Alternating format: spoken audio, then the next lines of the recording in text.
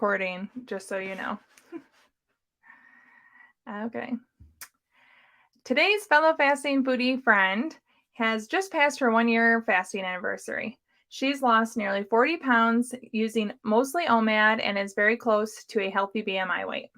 Our guest works as an IB/CLC lactation consultant. She lives in Canterbury, UK with her husband and 2 children. As a fun fact, she's currently going through the Zoe program to learn more about her gut health and biome. Today's guest is Hannah Croft. Welcome, Hannah. Thank you so much. Yay. Thanks for having me. Yes, I'm so excited to have you.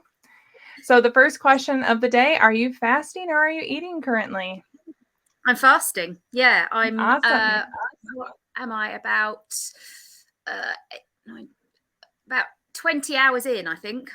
Okay, very cool. And what time is it in the UK right now? About 5 hours ahead, I think.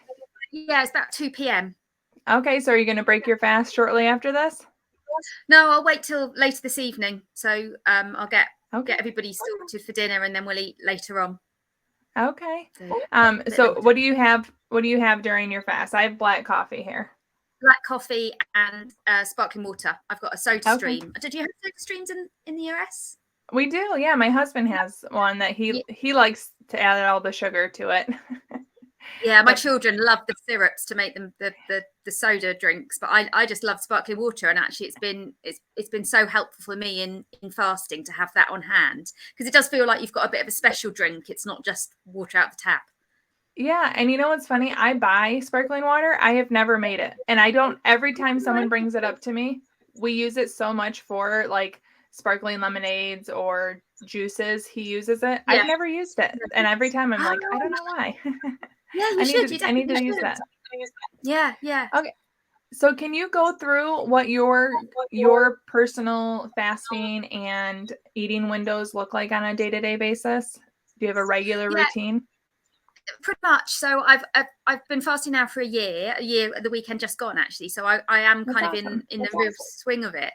And I tend to do OMAD, and I tend to have just a really short eating window. I normally eat my meals within an hour. And then close it again. But I am still on the path of a healthy BMI. So that is really my goal. And I can imagine once I'm at that goal, which I'm so close to, I will relax it a bit more. And at the weekends, or if we're doing something special, I do relax it more, and I don't tend to kind of stick to that window. But if it's just a normal kind of run-of-the-mill weekday here, I do try and eat within an hour, and then just close my window again, because I kind of feel like it gives me a real control, and I like the way it makes me feel, and it's very doable. Yeah. So an hour from an outsider might sound extremely restrictive. Did you have people in your life that kind of freaked out when you started this, or think you were nuts? To be honest, I haven't told a huge amount of people what I've been doing. I've just kind of got on with it and done it myself. And those people that I have spoken to about it, I think I've kind of involved them in the journey all along, so they can kind of see how it works for me and why I do it like this. So I absolutely didn't at the start. I didn't start with a 1 hour eating window. And I think, when I first started intermittent fasting, I remember reading about people who did it like this and thinking they were absolutely crazy. And how could you possibly eat in 1 hour and feel happy and satisfied?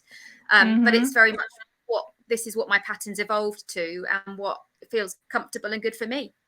Yeah. I often hear from people, like, I've tried OMAD and I really don't like it. And I say, well, then it's probably not for you, because I was very much like you. I planned to have a longer eating window, but I really found the constraints of time allowed me to really enjoy an eating window. And then I felt very satisfied, and I thought, I don't really need more than that. Yeah. Did you have any like meal or food experience where you early on in your journey, you thought, wow, I could do this for a long time? Like, was there, like, this isn't like a diet where I'm going to give up it shortly. This is something I can keep doing.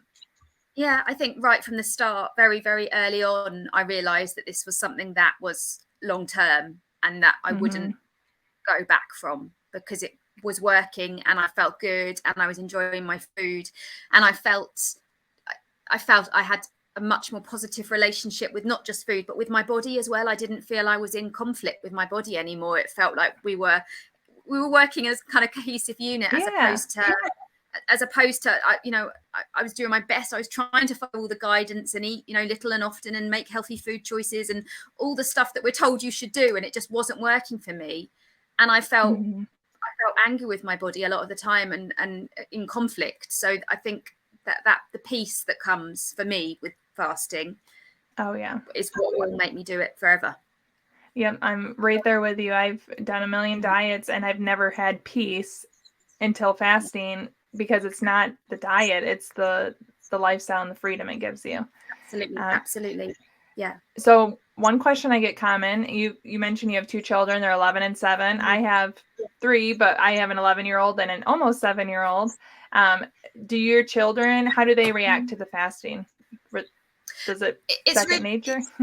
Yeah, I think it's really interesting that, that they now just accept that I don't eat breakfast, I don't eat lunch, and we'll eat together in the evening. And they just, sometimes they'll offer me something else and I'll say, oh, no, thank you. And they say, oh, you're fasting, Mummy, you're fasting. Yep. And I'll say, yeah.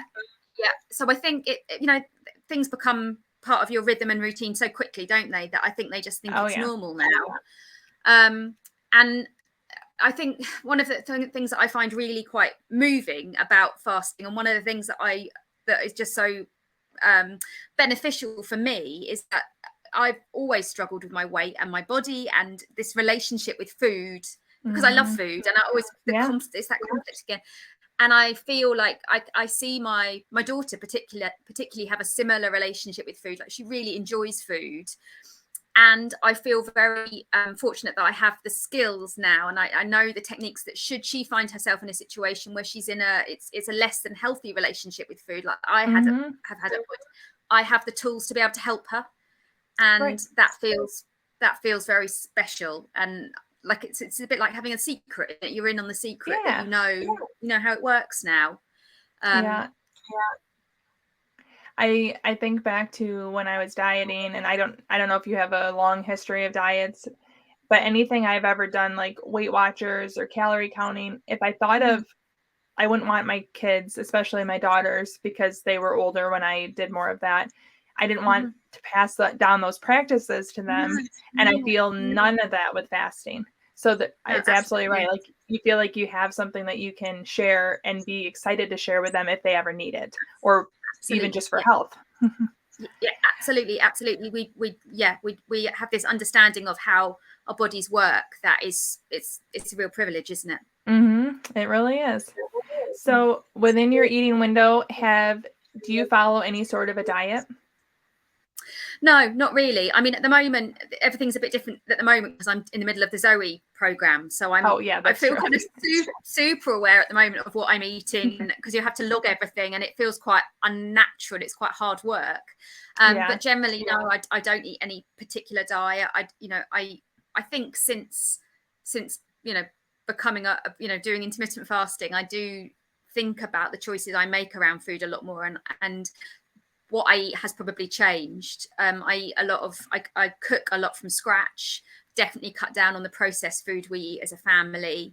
Try and make good healthy choices, protein, getting the protein in, which is a challenge for all of us, isn't it, in one meal? But I think it's just making good healthy choices. I try and eat a healthy, balanced diet. Yeah, and I think that a lot of times when people hear that you don't diet or you don't have restrictions, they just think it's donuts and candy all day.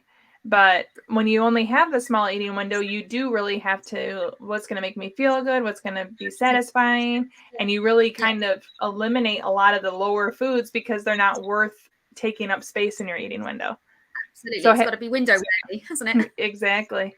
Do you have foods that you used to love that just no longer make the cut anymore, or you don't like? Or I think it is just seeing the eating patterns change. So it would be kind of in the olden days, we'd kind of, you'd sit down and watch telly in the evenings, and you'd eat snacks alongside that. And so that might be a bag of chocolate or a bag of crisps, and definitely the appreciation for things that are nutrient dense and things that are going to make you feel good, and are doing good things for your body.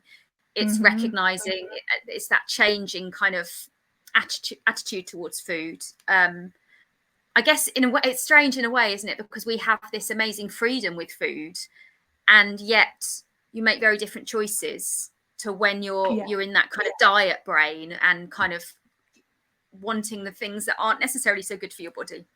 Yeah, because if you allow it, it's no longer consuming that, like, you want what you can't have space, because you could have it. It's easier to choose not to when there's better. Yeah, for sure. So do you have any favorite foods to open your eating window with? Have you developed a rhythm, or?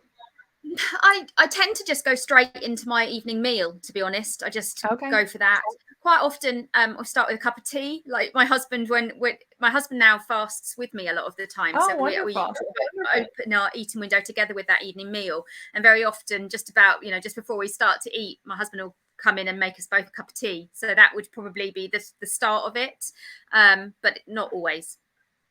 So is that with like cream and sugar? Is that how the evening tea is, or? My husband has cow's milk, and I choose to have oat milk in my tea, but we don't have any sugar. Okay. Because I don't drink tea, so I think of like a just loose leaf, where you could still have it. Do you drink tea in your fasting window? Like I don't really tea? I don't like black tea. I've tried it, and I just can't do it. Yeah, tea isn't, as big of our culture over here. No. And to me, it tastes, when I try to drink it in my fasting window, unless it's iced tea, it tastes like it's trying to be coffee to me, but it's not quite there. Okay. Yeah, so I can't drink. I'm not a warm tea drinker. No. Do you have any favorites or staples to close your eating window? Are you a dessert everyday gal, or no? I am. I do try and have something. I do like to have something sweet to close the window and kind of, mark that as the end. I've definitely got it more into dark chocolate since I've been fasting. Like I was always a kind of milk chocolate kind of girl, but actually your tastes change, don't they? And just a little bit of dark chocolate really does hit the spot these days. Yeah, I actually have always been a big, like, I would swear I didn't like dark chocolate, but I've had it recently and I'm like, oh, that's not so bad. And I do wonder if it's my tastes have changed. It could well be. I don't need as much of the sweetness and the cream to entice me. Hit the spot. Let me see here. One question that I get often, have you found it difficult to prepare food for your children while you're fasting? No, I haven't at all. The first time I cooked a big family meal. So when my parents and my brother and his wife came around, and I was preparing a meal for us all to eat together later in the day. But obviously I was preparing it without being able to taste it. And I do remember at that moment was a bit strange. But it's crazy how fast you adapt, and exactly. It's fine now. But no, it's not a problem at all. Like I cook children breakfast and make them pack lunches for school, and it's not an issue at all. I just know, I think about how much I'm looking forward to my meal later in the day. Yeah, I think that's really important. That's one of the reasons I choose a later eating window, and maybe it's the same for you, but I like to have my food to look forward to. Oh yeah. No, I think about it a lot during the day, and so do I. And it's real motivation. I call it Oh, sorry. Go ahead. Sorry. No, I was just going to say, it used to be the same. Go ahead. I'll stop. I promise. I used to be the same when I ate 3 meals a day. I would always look forward to the next meal. So that's not really a big change. It just builds up the anticipation. Yep. I call it the carrot dangling, like in front of the horse. It leads me to my eating window, the anticipation of it. But do you ever play around with longer fasts? Like, do you do any up days, down days? No, I've never tried the up day, down day thing. Because I don't know how it would feel not to have that to look forward to at the end of the day. Yeah. But I've done kind of up to 26, 27 hour fast if I've eaten earlier and closed it earlier one day and then gone through later to the next day. But I've eaten every single day. I haven't done I haven't done any longer fast than that, or even an up day, down day. I don't know how it would feel. Yeah, and I think if that eating every single day is something you look forward to and it's working, why change it? I definitely like to have the everyday eating window for the most part. Yeah. So one thing you mentioned early on was having maybe a different schedule for special events. Can you kind of walk through maybe a recent one and kind of illustrate how you change it up? Yeah, of course. So obviously I've just come up to my 1 year anniversary of Fastiversary, and obviously Christmas was just before that anniversary, and I did feel really apprehensive about fasting over Christmas, because obviously the holidays comes with, you know, eating and drinking and being together, and it's a big social occasion, isn't it? Like the preparation of the food, the meals shared.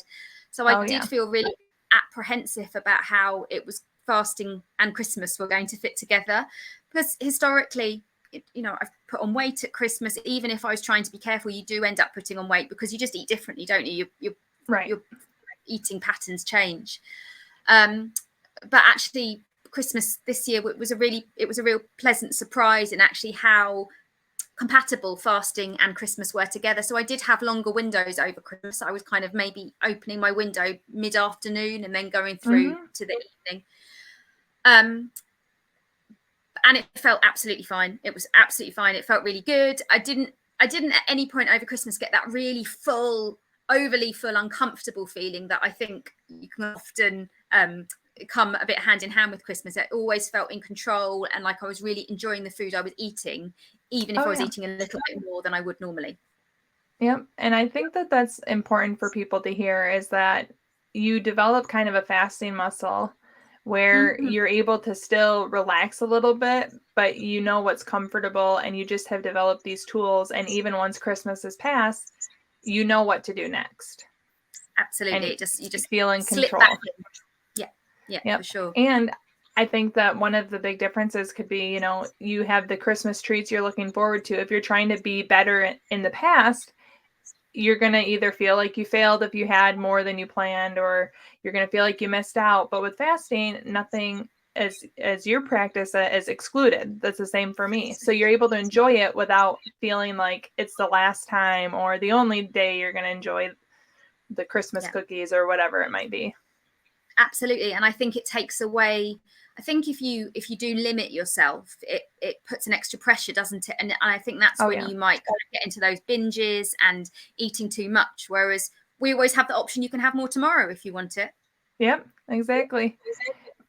We have longer, or excuse me, I've had longer eating windows over Christmas, and it's the same thing. I'll make Christmas cookies while fasting, and I actually quite enjoy it because I know, like, oh, I'm doing this. I get the joy of the baking, which I do enjoy, but I have it to look forward to whenever I choose to eat it. I don't feel like I'm depriving myself if I don't eat it that instant.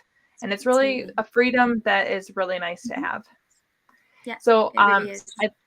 I think it's awesome that your spouse joined you. Did you have to pull him in? Did he see your success and kind of join on his own? Yeah, so I think we've always had very different metabolisms. He's always been able to eat more than I can and not gain weight in the same way. And I don't think he's ever felt that kind of discombobulation with his body. You know, I think he's always felt differently about his attitude towards his body and food. But yeah, he saw quite quickly how effective it was being for me, and the freedom I was getting from it.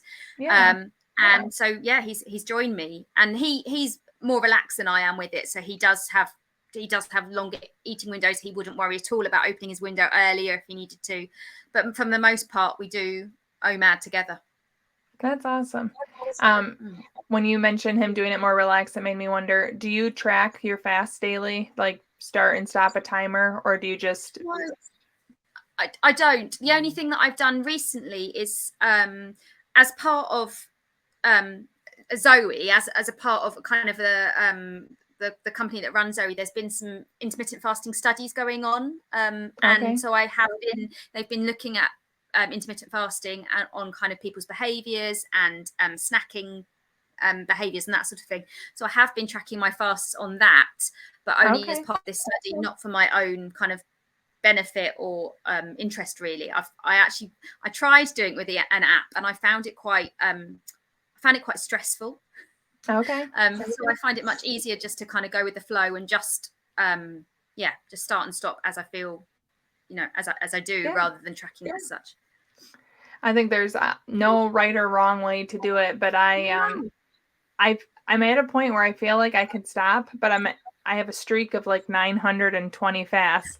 And so if I stop and then I want to start again, I don't want to break that streak, which I know sounds silly. And then I like to report to the audience, you know, it's great reporting tool and to share. But I think the freedom of not tracking sounds really nice. And that's another thing that people kind of get caught up in. And if it doesn't work for you, or if it adds stress, it does not have to be a part of a fasting and eating regimen. Yeah.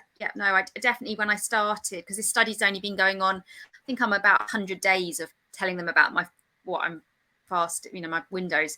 But before then, I didn't do it at all, and I didn't feel the need to write it down anywhere or record it anywhere. But yeah, I think it works differently for different people, doesn't it? And that's, again, one of the lovely things about the flexibility of it, is you can work out what works for you. I'm interested. So you've been reporting to them for 100 days? Yeah. So do you mind sharing like what they ask of you daily? So they just ask, how are you feeling? Did you feel particularly, I think they ask you if you're more tired or have more energy compared to other days, and then what was your eating window. So the part of the study is they've asked people to do a 10-hour eating window, which obviously for us is, you know, no trouble, giant, and so, giant. And so I've obviously been doing a lot smaller fast than that the whole time, but it asks you what your eating window has been as opposed to your fasting window, which is interesting. Okay. Yeah, someone had shared with me that they were looking for many participants, and I signed up, but I don't know, I may have missed it, like the disconnect, but that's a lot. That's really committed for participants to do that daily. That's great that you're a part of that. I'm looking forward to seeing the results. Yeah, I really hope it comes up with some really positive data about IF, because I think it's such an untapped resource, isn't it, for people? Yeah, I really think so. And even almost 3 years in, I still get people that know nothing. I mean, they have no medical background in my life that are very concerned when they hear that I do this, despite, you know, me feeling good or having positive results. And I just think it's really easy for people to assume the negative. And I think the more positive that's shared from a great source or a study is going to just further the fasting world. Absolutely. Yeah. Let me see here. See if I've missed anything. Okay, so the next part is the fast food portion, where I just ask you rapid fire questions. It's more silly. Sure. So I'm gonna have a little thing to put up here. Okay, so we are moving on to fast food rapid fire questions. Okay. What is your absolute favorite drink? I think I like sparkling water. That's a bit boring, isn't it? But I really like sparkling water. You know, it's really funny you say that, because once I get to my eating window, I would drink a lot of iced coffee when I first started, but I drink black coffee and sparkling water and ice water all day, and it's almost always the only thing that I have in my eating window.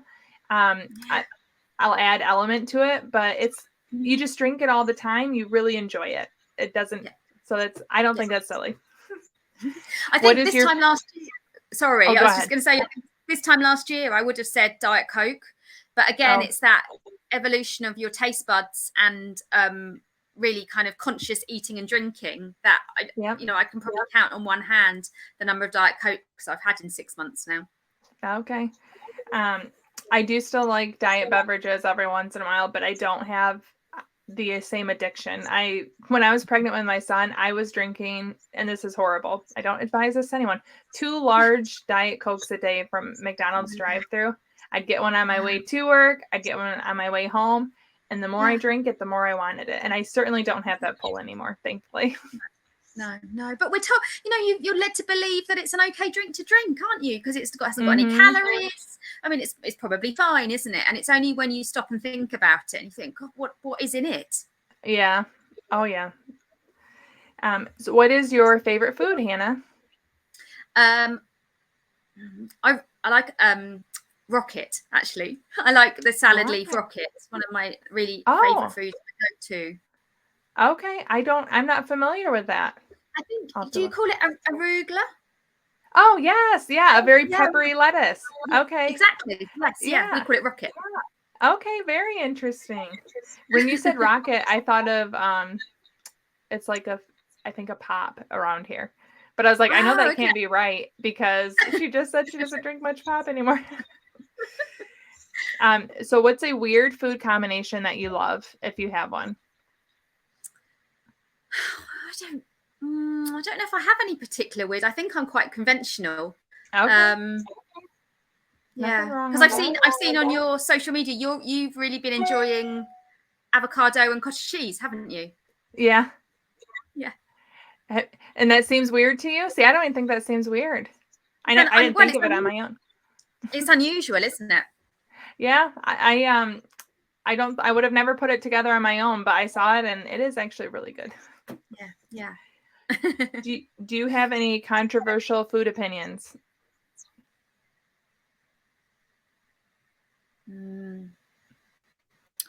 Well, I think everybody eats too much processed food. I think we're making really bad decisions culturally and being quite naive about what we're doing food wise.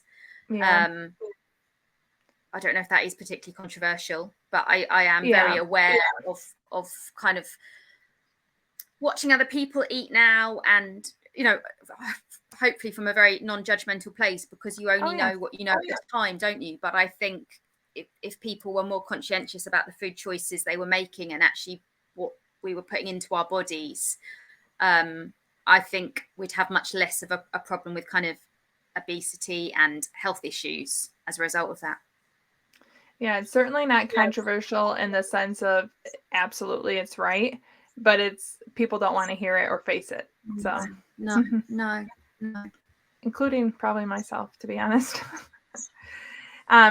Does pineapple belong on pizza? Yes, absolutely. It's delicious. Yes, it does. I agree. What's a food that most people love that you really dislike? I eat most things. The only thing that I can't eat is lamb. Okay.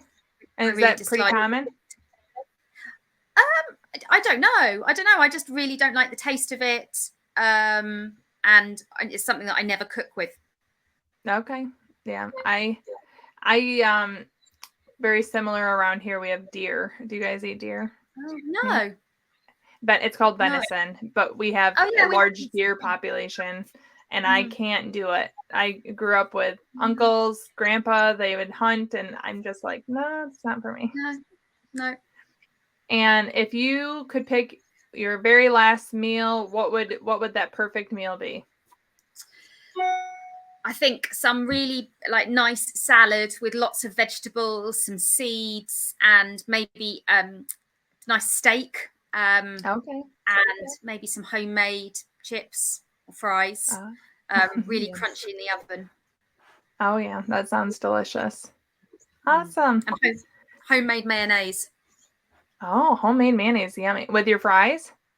Yes. Or your chips? Yes. Yum. That sounds delicious. I love mayonnaise with fries. Okay, so that ends the fast food round. Thanks for sharing about that. And is there anything that we didn't cover that you would like to share with maybe a new faster or to encourage anything that you'd like to share about fasting? I think if you're thinking about doing it, just do it. Just give it a go. It's one of those things that you've got to kind of almost suck it and see how it's going to play out for you. But I think it's an amazing, flexible tool, not just for weight loss, but for health as well, and for understanding and appreciation of your body and how your relationship with your body and food. It's an amazing thing to have at your fingertips, and go for it. Yes, I definitely agree. Well, thank you so much, Hannah. I've really enjoyed having you on the podcast, and thanks for being my first one. Congratulations on congratulations. It's really exciting, and I'm very honored to be your first guest. Thank you. Yes, and I don't know anything about schedule yet because there's kind of a hierarchy of things I have to do as far as get approved through Apple and different streaming platforms. And then once I'm approved, I have no idea what it's going to be like to edit, a podcast feed. So I don't have dates, but I will be sure to let you know. And I'm very excited. So thank you. Thank you. Oh, thank you. I'll keep my eyes peeled, and good luck with future episodes and interviews. Thank you. Thank you so much. I hope you have a wonderful day. You too. Bye. Thanks, Jackie. Bye.